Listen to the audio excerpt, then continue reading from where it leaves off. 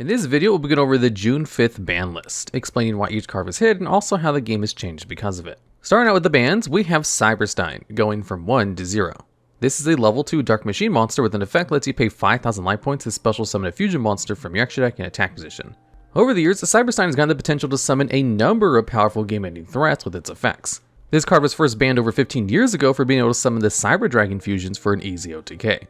It would eventually come back to 1 a few years ago, and though it was still very powerful, it was somewhat held back due to a number of reasons. Stein can be used to bring out floodgates like Nature Exterior in The Last Warrior from Another Planet, but it's not that easy to access in most decks. It requires you to dedicate both extra deck space and your normal summon to it. It was occasionally played in some combo decks just because it pretty much ends the game if it resolves, but it wasn't much more than an annoyance for a long while. Stein would start picking a bit of steam again when tier limits were around, since they could bring it back after milling it thanks to Sprite Elf. And then Stein could either serve as a starter by bringing out Kid Kalos, or help you make your end board with Exterior to disable spells and traps. Though the payoff is great, the possibility of your Stein getting milled and then your opponent stealing it with Dark was enough to keep a lot of players from using it. This card's playability would drop off as tiers got severely hit on the ban list, but it would start creeping up again earlier this year with Super Heavy Samurai once a new support dropped. Since the deck is made of mostly level 4s, it can very easily go into Gear, Giga, and X, which can search Stein and then you can pendulum summon it out, as the deck also always set scales from 1 to 8. This opened up some variants of Super Heavy, which could play Stein for either Exterior or the new Albaz fusion, and though they weren't decidedly better than normal Samurais, it was a valid option. Outside of erasing these variants in the meta, which would not exist anymore due to the other hits on this list, the banning of this card also hurt some non-meta decks such as Valiants and Springans, though these were never really a threat. This is more of a future-proofing hit than anything else, as whenever Cyberstein is involved in combos, it leads to some very unfun game states. And even if it doesn't directly nerf any decks to the post-ban list meta, it's still a welcome hit for the game. Next up, we have Super Heavy Samurai Scarecrow, going from unlimited to banned. This is a Link 1 Earth Machine monster with a downward pointing arrow, which can be made with any Super Heavy Samurai monster. It cannot be used as a link material, and while you have no spell traps in your grave, you take no battle damage involved in it. And as a hard once per turn, if you have no spell traps in your grave, it lets you discard one monster to special summon a Super Heavy Samurai monster from your graveyard to a zone this card points to. Super Heavy Samurai is an archetype in which most of the monsters pack the "you cannot use spells or traps" gimmick, something which can be seen on both the Scarecrow's effects. Though they date from way back, Super Heavy has been unplayable for most of its lifespan. That all changed when the Super Heavy Scales were released, which turned this previously mediocre Link 1 into what Meow Meow Mew used to be for prank kits. With the newer support, the deck could now utilize all that non-once per turn searching power well by grabbing multiple extenders and bodies from the deck, which can then be pendulum summoned out. This Link 1 would go on to become a pivotal part of one of the strongest combo decks in recent memory, and the best part is that these were often made out of a single card. With as little investment as a normal summon of a Soul Piercer, the deck could end on a Barone, Appaloosa, and Regulus, while also having drawn 2 cards throughout their combo. Since this didn't need that much investment to combo off, they could also fit in almost half their deck with tech options. The only limiting factor was not being able to use spells and traps, but it's not as bad as it seems since most hand traps are monsters such as Ash Blossom and Droll, and you also have tons of board breakers and the Kaijus and similars. The banning of this Link 1 erases most of the Super Heavy Samurai 1-card combos, forcing them to play less hand traps and more engine to actually combo off, while also making them much more vulnerable. This drop in consistency and power makes the deck drop from their tier 1 status. Though the whole meta has seen a drop in power due to this list, Super Heavy Samurai was certainly one deck that was hurt the most by the changes, and so it's unlikely to ever be able to compete outside of being used as an engine.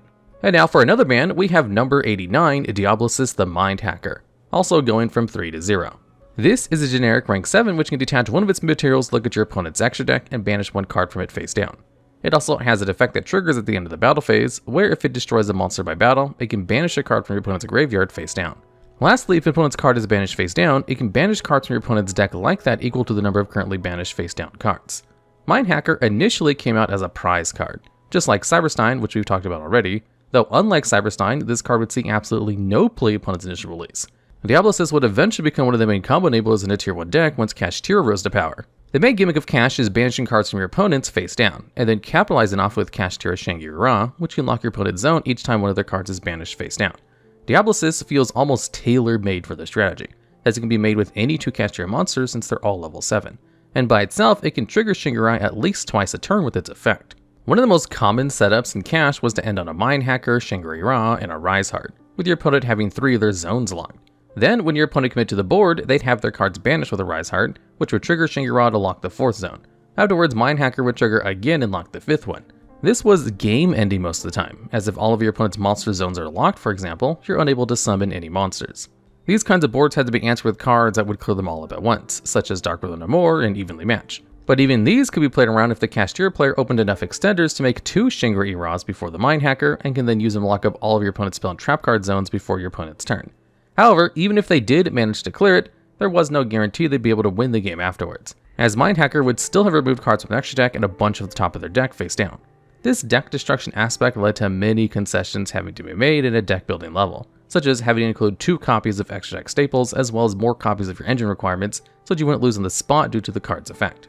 Mind Hacker leaving the game frees up deck building a fair bit, while also making the game a fair bit cheaper to play since you don't have to double up on extra deck cards anymore. It also considerably weakens caster end boards and makes zone locking no longer a win condition. This, combined with the deck's other end board options being hit with the additional banlist changes, is a pretty huge blow for the archetype. However, the Cashier cards are still pretty good by themselves, and the deck still has a Rise Heart, which is more than enough sometimes. This hit removes some of the more unfair options the deck had access to, and might force them to innovate or double down on their control playstyle entirely. And now for the 4th ban, we have a Pointer the Red Lotus, going from 1 to 0. This is a normal trap that lets you pay 2,000 life points and reveal your hand to your opponent to look at your opponent's hand, then banish 1 card of your choice until the end phase. The Pointer was a staple in many side decks due to being a modern version of Trap Dust Shoot. Most combo decks these days are aiming to make boards that can only be broken by very specific board breakers, pretty much all of which can be answered with a Pointer the Red Lotus. This card is pretty much just a better version of Solemn Judgment, as not only does it get rid of the one answer your opponent might have, it can also answer cards which Solemn can't, while giving you a full hand of information. Even when you don't full combo, a Pointer can still earn you the win, as you'll know exactly when to time your interrupts based on what your opponent has left. This card actually came out all the way back in 2009, but it only started seeing play way later in 2017, as a Tekken Zodiac format, though it only become really widespread towards the beginning of Master Rule 5, as the era had many combo decks like Emancipators which chose it as their going first option for the side. This would become a really popular option during the beginning of the Power of the Elements format as a way for Sprite to beat board breakers, and that was when it first got restricted to 1. It'd fall off as we moved over to Tier 1-0, but came back in full force at an ever-present 1 of in the formats that followed. A Pointer was especially good in Kashtira, as a Rise Heart can attach the banished card and thus your opponent won't get it back during the end phase. A Pointer being banned doesn't really change much within the meta, but it does remove a very sacky one-off from the game, preventing many non-games due to someone having a Pointer in their opening hand. And now for the last ban, we have branded Expulsion, from 3 to 0. This is another normal trap which requires you to tribute a fusion monster as cost, and then you can special summon 2 non-fusion monsters in your graveyard to either field. However, if you tribute a monster that lists Fallen Vamp as its material, you get to bring back both monsters to your field. This card was banned due to how easily it can be used to get a floodgate on your opponent's side of the field. At first, it used to give Ra's Disciple or Ito to your opponent, which prevented them from special summoning while they're face up on the field. However, as more branded support came out, Gimmick Puppet Nightmare became the target of choice instead, as it can be sent to the graveyard with Grang and forces your opponent to apply a lingering special summon lock to themselves when it's summoned to their field. This meant that removing the monster from the field with cards such as Forbidden Droplet wasn't an out either. Not only that, but this kind of lock was extremely easy to set and branded, with as little as a normal summon Allure being able to end on it if done uninterrupted. As a bonus, this combo would also summon that Allure back to your side of the field, letting you get a branded fusion for a turn 3 kill afterwards. Expulsion locking had been branded's win condition when going first for a while now, and though it was mostly in the side at first, it would eventually move itself to the main deck as the deck's primary game plan. There were some ways to beat this lock though, such as opening Bell or the Bestials, but it's the kind of thing that would end the game instantly when it went through. Not only that, but this card's outs could also be played around if the Despia player opened well enough to get the Gimmick Puppet banished from their graveyard, which would disable most ways to negate it. To make matters worse, we also got the new Albion fusion recently, which is pretty much just Expulsion on legs. This meant that you could also play around any one out by setting up both Expulsion and Albion, as if one failed to go through, the other wouldn't. This card being banned highly decreases the chance of the lock actually going through and branded, though the new fusion can still kinda do the same thing. It's a bit harder to set up as you can't set up a gimmick lock off of a single card. Even if you can't hit Sanctire with Imperm, it's always going to be vulnerable to grave disruption unlike traps. Overall, this isn't a really big hit to Despia, it just weakens their most uninteractive options for turn 1 games, and incentivizes them to go into Mirror Jade plus Chimera boards again without really lowering their power level. And now for the limits, we start with Kashtira Rise Heart, going from 3 to 1. This is a rank 7 Dark Machine with 3000 attack and defense, which takes 3 level 7s to be made. It can also be ranked up on top of any Kashtira monster once per turn if a Kashtira Shangri-La has triggered its effect that turn. And while in the field, any card sent to the graveyard becomes banished instead. and whenever a card is banished, it has a mandatory effect to attach a banished card to itself as a material. Lastly is the soft once per turn quick effect to detach 3 materials from itself in order to target a card on the field and banish it face down. Arise Heart is the linchpin of the Cashier archetype, as one of the most overtuned boss monsters in recent memory. This huge macrocosmos with quick effect removal attached onto it shaped the meta as a whole, with decks having to change their whole strategy because they couldn't out this card specifically. Arise Heart was a must in every single Kashtira field, as it provides a floodgate, interaction, and follow-up through banishing other Kashtira cards all at once. This hit to Arise Heart cuts into the deck's grind game quite a bit, as though there are in-archetype ways to recycle it, they're more trouble to set up than simply overlaying for the second Arise Heart on the following turn. However, this card's limitation also curbs the other Kashtira end board, which it would sometimes end on instead of the Mind Hacker one we've already talked about. To play around Kaijus, the deck could also set up 2 Arise Hearts instead, one made by overlaying 3 level 7s and the other one through with alternative summon condition. Being able to banish 2 of your opponent's cards face down, as Arise Heart isn't a hard once per turn, was also more than most decks could handle. With 1 Arise Heart and no Mind Hacker, the turn 1 capabilities of Kashtira are hurt by a lot. This will force people to think twice before hand trapping Unicorn or the Mirror Match, as if they get rid of their 1 Arise Heart, the whole deck can crumble. Besides that, it'll force some concessions in case people want to play a grind game properly, such as by running the previously mentioned preparations, or Psyframe Lord Omega in the extra deck. Either way, these 2 hits to Kashtira ensure the deck won't be able to be played as it was before the TCG without killing it completely. Next up, we have Mathmech Circular, also going from 3 to 1. This is a level 4 light Cyberus monster with 1500 attack and defense. It can special summon itself from your hand by sending a Mathmech monster from your deck to the graveyard, but you can only attack with 1 monster the turn you activate this effect. Also, if a Mathmech monster is summoned to your field while you control Circular, you can add a Mathmech spell or trap from your deck to your hand. Circular does absolutely everything, not only for Mathmechs, but rather for the Cyberus type as a whole. On activation, this card can foolish a Sigma from the deck, an extender which can special summon itself from the graveyard after Circular to allow you to get its search. This card is at least a +2 if it goes through uninterrupted, and you're often going to need 2 hand traps to answer a single Circular. When going first, this card single-handedly sets up the Mathmech end board of Heat Soul and a fully set up Superfactorial, which can be extremely hard to play through. When going second, this card is also a 1-card OTK. Though Circular only lets you attack with a single monster, it also allows you to make a big Axis Kotaker that can attack twice due to Update Jammer's effect, getting around the restriction completely. This card is so good that its release boosted Mathmech into the meta, where though it was initially only Rogue due to a bad tier matchup, it rose to tiered status once they had been dealt with, and currently it's even the 2nd best deck in the OCG. Circular is so vital to the deck that despite having a generic rank 4 to search it, its deck would also max out on copies of both Silent Mining and Small World. This card's limitation lowers the chances of Circular being hard drawn, as this is when the deck truly shines, since it can field no amount of hand traps is enough to stop the deck in these cases. This means that Mathmech is more likely to lose to an Ash Blossom on their Circular searches, as well as stop the repeatability of the engine since they can't ever fully resolve a second one of the follow-up. Though this is a hit to the deck, Mathmech also benefits greatly from Kashtira being slightly weakened, and so it's likely to remain around as a good pick for the current meta. And now we have Naturia's Sacred Tree, which also went to 1. This is a continuous trap card which adds a Naturia card from your deck to your hand whenever it's sent to the graveyard. It also has a less relevant effect on the field, where you can use it to tag out either an Earth Insect from your field for an Earth Plant from your deck, and vice versa. The main reason why this card was hit was a way to curb Naturia runic strategies. The new Naturia cards played extremely well with the runic engine, as Naturia's Sacred Tree was an amazing discard for Hugin to proc its effect.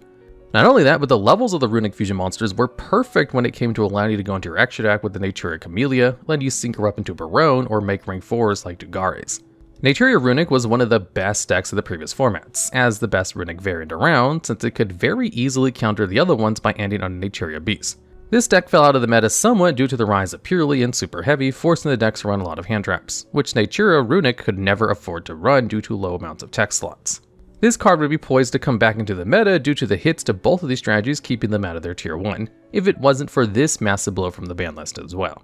Naturia's Sacred Tree to 1 neuters the deck's consistency and follow-up all at once, and likely pushes it out of the meta entirely. Other runic variants are likely to spring up to fill this deck spot as the best one to use the engine now, though it's hard to say which one at the moment. It's looking like it'll be runic Live Twin Sprite decks that are beginning to pop up at the end of the pre-Cybersword Access format. And for the last card getting hit to 1, we have Purely Delicious Memory, from 3 to 1. This card's effect lets you choose a monster on the field and make it unable to be destroyed by battle until the end of the next turn. Then, after resolving that effect, you can choose to discard a card and then special summon a level 1 Purely monster from your deck. The Purely deck is made entirely out of spells like this, with a small bonus effect followed by the option of discard a card to bring out one of the little Purlies. The deck being filled with all of these not once per turn emergency teleports makes it extremely consistent.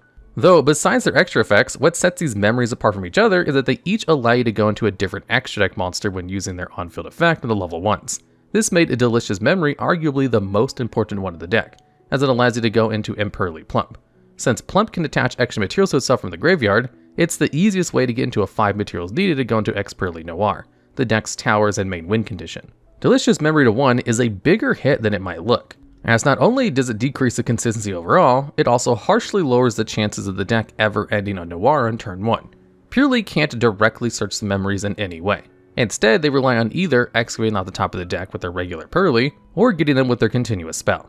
The main issue is that My Friend Purly can't actually add the quick plays to the hand, but rather it must reveal 3 quick plays and then you get to add 1 at random. So if you have 3 copies of a memory, you can technically search it with Friend. But if you only have just 1, you'll have to rely on a 1 in 3 chance to pull it off. Though Purely can still make the Noir during your opponent's turn with their trap, these setups are much more vulnerable to quick effect disruption like Book of Moon. This hit to Purely weakens their end board by a lot, and makes the deck way easy to prepare for. Though it shouldn't be counted out of the meta yet, as their engine is still very strong, especially when going second.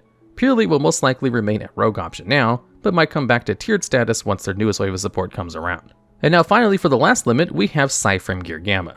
This is a level 2 Psychic type tutor monster which cannot be normal summoned or set, and must be special summoned by a card effect. When your opponent activates a monster while you control no monsters, you can special summon both Gamma and a Psyframe Dromir from your hand, deck, or graveyard, and then that effect's activation is negated and the monster is destroyed. However, this card and Driver get banished during the end phase that this effect was activated. Ever since people figured out that you could play Gamma outside of a pure Psyframe deck, it's been one of the strongest hand traps available in the game. For the low cost of playing a Brick and Driver in your deck, you get access to the card's essentially Solemn Strike from the hand. Gamma has seen play in far too many formats to mention, as the one hand trap that's going to have a huge impact no matter the matchup.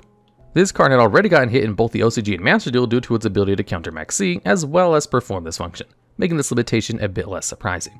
Gamma had recently become a main deck staple instead of a side deck one due to the prevalence of other hand traps in the meta, specifically Draw and Lockbird. Gamma is somewhat balanced when you can resolve it during your opponent's turn, but the card becomes absolutely busted when you can resolve it on your own turn to counter an opponent's hand trap. In this case, Gamma acted as a way better version of Called by the Grave, as it negated their interruption and also gave you 2 bodies on the field. With the release of XL Synchro Stardust Dragon, you are now able to synchro climb with these 2 into Baron de Fleur, which usually puts you far ahead as it would be very difficult to lose in that position. We can't really be sure why Konami chose to hit Gamma now of all times, but the card's presence in the last meta was pretty good showing how toxic its existence can be. Having to play around Gamma could often make your hand traps feel much more underwhelming, as you'd often have to choose between using your hand traps at the right spot, or risking to losing to this card on the spot. This card being put to 1 renders it almost unplayable to most decks, as no one is going to run a 50-50 brick to good card ratio for the most part. This hit is especially big to decks whose engine played really well with this card, such as Labyrinth and Dragon Link, but it's a nice boon to decks that lost hard to it, like Sprite. Gamma being gone will affect how people play their decks as a whole, and shotgunning hand traps like Shifter and Draw and Lockbird will be much more excusable than it was before. And now for cards which were banned and are now limited, we start off with Blaster, Dragon Ruler of Infernos. This is a level 7 Fire Dragon with 2000 attack and 1800 defense. It has 3 effects, of which you can only choose to use 1 of them per turn. The first is that you can banish 2 fire and/or dragon monsters from your hand or graveyard to special summon this card from your hand or graveyard, but then it gets bounced back to your hand during your opponent's end phase if it was special summoned. You can also discard this card and 1 fire monster to target and destroy a card in the field. Lastly, if this card is banished, you can add a fire dragon from your deck to your hand. Blaster was originally limited and then banned due to being part of the strongest deck of 2013, the Dragon Rulers. Though they were all initially put to 1 and allowed to be played like that for a while, they would eventually all get banned, as not only were Dragon Rulers still kind of a deck with Mythic Rulers, but the individual ones were also all played at a single copy each as a bomb in decks which supported their attributes. As the second weakest Dragon Ruler just after Tempest, Blaster coming off the list after so many years is unlikely to have any impact on the meta. The game has already evolved far beyond what these guys can do. It's not like any fire deck will want to run this card, as it's an unsearchable 1-of which can sometimes pop stuff while going -1. Blaster to 1 is not likely to change anything, except clear some of the clutter on the forbidden list. Next up we have Denglong, first of the Yang Zing, from banned to limited. This is a level 5 Lightworm Synchro Tuner monster which can be made with generic materials. When it's special summoned, you can add a Yang Zing card from your deck to your hand. Once per turn, you can foolish a worm from your deck to the graveyard to change its card's level to that monster's. And lastly, if it leaves the field, it lets you special summon any Zing from your deck. Dangalong was banned due to how good this card was in Dinos back in 2017. On summon, it can search you with 9 pillars of the Zing, a counter trap Omni-Negate which also destroys the Yang monster you control. Then you can use it to dump a Chi-Win from your deck to the graveyard, which makes it level 1. During your opponent's turn, you can then trigger 9 pillars for an Omni-Negate, which can make both Dangalong's floating effect and Chi-Win trigger together, allowing you to set up a quick synchro for Herald of the Arc Light. This is 2 negates off of Dangalong alone at the cost of having to run Chi-Win, 9 pillars, and Bien in your deck. However, as great as this was in 2017, there's doubt as to how good it'll be in today's metagame. Though a couple of Omnis can still be very powerful, this does require you to play quite a few bricks in your deck, which not all strategies can support. There's also the question as to which deck you would want to play this in the first place, as Dinos have since then received much better support, and there's some speculation that this card could still be used well in Sword Soul, but as we've seen in Master Duel and the OCG, which both have had Dangalong free for a long time already, the deck seems to do better without trying to support this engine. Though this is still a very powerful card, which can give you a lot of card advantage when it goes off, it might have come back just to see no play nowadays. Now come with the semi-limits, we start off with Kashtira Unicorn, going from 3 to 2. This is a level 7 Wind Psychic monster, which can special summon itself for free if you control no other monsters. It has an ignition effect to search for a Kashtira spell from your deck to your hand when it attacks, or the opponent activates a monster effect, it can look at your extra deck to banish a card from it face down. Kashtira Unicorn is probably the most important out of all the Kashtira main deck monsters, as it's the only one which combos by itself. Unicorn into Theosis allows you to go off even if it's the only Kashtira card you saw in your starting hand. If you had any more of them, you can go for a Birth instead, which is the strongest of the Kashtira spells since it gives you extension, follow-up, and graveyard disruption during your opponent's turn. Unicorn to 2 means you're a bit less likely to see it in your opening hand, though the consistency loss isn't that high, as it can also be searched with your Kashtira field spell, which is kind of a 4 of in your deck due to terraforming. This is a decent hit to cash and makes them a bit more likely to lose to bricking or to a single hand trap, though not by that much. It also makes using Paw Desires slightly riskier, as it'll be a much bigger chunk of your grind game if you banish one of your 2 unicorns, or god forbid, both of them. Next up we have Sprite Starter, also going from 3 to 2. This is a quick play spell card which special summons any sprite monster from your deck, but then you lose life points equal to its attack and get locked into level, rank, and link to monsters for the rest of the turn. Starter to 2 is another one of those small consistency hits to a tiered strategy, though this one is definitely less of an issue when going first than the previous one. Sprite never really had the bricking issues Kashtira had, and some of the variants like Runic Sprite rarely did even max out on this card. However, this does hurt the follow-up of some other variants, which has been an issue with Sprite ever since Elf got banned. Still, this card going to 2 might impact how vulnerable Sprite is when going second the most. Usually the way to deal with Sprite is to make sure they don't have any level 2s in the field so the Sprite monsters in hand are all turned off. This means that often, if you can deal with Sprite's normal summon, they will need to have Starter to keep playing, which is a bit harder to happen. This, coupled with Gamma being out of the format and thus keeping Sprite from playing Emergency Teleport as an extender, makes their normal summon into an even bigger choke point than it was before. However, as bad as this may sound, Sprite was still one of the meta decks to be hit the least by this list. With this as the only direct change to their engine, they're still poised to be one of, if not the best deck of the new format. And next up we have Runic Fountain, going from 3 to 2. This is the main field spell of the Runic engine, as it lets you activate your Runic Quick Play spells from your hand during your opponent's turn. Also, on a soft once per turn, after you activate a Runic Quick Play spell card, it lets you put any 3 Runic Quick Play spells from your graveyard on the bottom of your deck in any order to draw that many cards. Runic Fountain is the main reason why the archetype can work as an engine at all, as it continuously refills your hand with more resources every turn, as well as lets you hide how many interactions you might have by keeping all the cards in your hand. Also, since this card is not a hard once per turn, if you manage to activate more than 1 fountain in a turn, you can draw off your Runic cards again. With all this said, this card going to 2 won't really change much of anything. Most lists already play 2, with only very few ever daring to change up that ratio anyways. The only Runic decks which wanted 3 were the hard stun variants, but these weren't really doing much of anything in the first place. However, though this hit might not be doing anything for now, it shows that Konami is now willing to touch the Runic engine directly in the list, and if the deck continues to good, you might see Fountain go to a 1 in a following ban list. And finally, we have Lightning Storm, going from 3 to 2. This is a normal spell which can only activate if you control no face-up cards, and lets you either destroy all attack position monsters your opponent controls, or all of their back row. As a sort of mix between Harpies and Raigeki, Lightning Storm is a card that has seen a lot of play ever since it came out. It's mostly cited against back row heavy decks, as there's a huge chance any monster-focused strategy is going to be playing around it by putting the monsters in defense position anyways. However, though this card is very powerful, it going to 2 is one of the most puzzling hits on this list. This does make life slightly easier for trap decks in a vacuum, but it's not always the back row removal card of choice for any given format. This card still competes for space between Twisters, which sees play when the discard cost might be relevant, and Cosmic Cyclone, which can get around floating effects and destruction protection. In the most recent metas, with Runic being such a problem, Cosmic had been the card that was seeing the most amount of play of the three. Though Lightning Storm was still played every so often, it was still very common to see this card being played at 2 together with Harpy's Feather Duster for a playset of anti-back row cards in the side. We don't know if this card is going to 2 because Konami might want to limit it further on the ban list, or if it's only being hit like that for us to match the OCG list. But still, this is definitely one of the least impactful changes on this list. And now, going for cards that are moving up the list, we have Herald of the Orange Light, going from 1 copy to 2. This is a level 2 tuner which can send itself another fairy monster from your hand to the graveyard to negate and destroy an opponent's monster. This card was limited in the first ban list, which attempted to hit Ishizu tier a bit, before the second, which slaughtered the deck completely. This card was broken in tier because it also triggered the Ishizu effects when activated, meaning it was a Ciphering Gear Gamma which started up your engine, could produce multiple interruptions off itself, and also didn't require you to have an empty field. However, as great as it may have been in tier, it doesn't really have a home anymore with all the Ishizu pieces being at 1, and so it's not going to be causing any waves in the metagame anytime soon. Lastly, we have Sky Striker Mobilize Engage from 1 to 2. This is a normal spell which can only be activated if you control the monsters in your main monster zone, and lets you add a Sky Striker card from your deck to your hand. Then, if you have at least 3 spells in your grave, you can draw a card. Engage is one of the strongest search spells of modern Yu-Gi-Oh!, letting you get both a search and a draw at once. Its requirement of 3 spells in the grave is pretty easy to fulfill in Strikers, and the deck can also loop the card Kagari as it's not a hard once per turn. Engage to 2 gives you the possibility of resolving up to 3 engages in a single turn, which is absolutely backbreaking against any strategy, getting into multiple interruptions while also hopefully drawn into hand traps. However, it's still unlikely that Sky Striker will rise up to any prominence in today's format, as time has not been kind to that kind of deck. Even with so many new supports like Linkage, as well as a slightly less powerful format than before, Striker still probably can't compete with modern decks such as Kashtira and Sprite. Still, this does open the possibility of playing Engage, Widowmaker, and Hornet drones as an engine in some decks, but whether if that's worth playing or not now with the extra Engage, only time will tell. And now for the unlimits, we start with Lyralist Recital Starlight, from 2 to 3.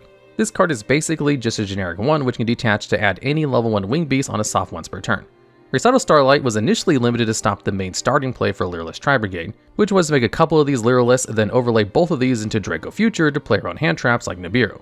This card going from 2 to 3 on a recent list already re-enabled to play, and so this card going to 3 doesn't really change anything. Next up we have Samurai Lotus and Genex ally Birdman, the former going from 0 to 3 and the latter from 1 to 3. These two don't really have any similar effects, but rather very similar reasons for being on this list. They are both FTK enablers. Samsara's FTK involves infinitely looping it during the end phase with Toblogic Bomber Dragon, Nightmare Cerberus, and a certain Trickstar Link 2 to burn your opponent before they get a turn. Genex ally Birdman's loops involve Birdman bouncing a Gallus from your field to your hand and then getting negated by Code Chimera Doom. Needless to say, these are both pretty convoluted win conditions which require to build your entire deck around them, and which are very inconsistent. These two have never really done anything over in the OCG or Master Duel after being eliminated there, and the odds of them doing anything in the TCG are near 0. Coming up, we have Blackwing Steam the Cloak, going from 1 to 3.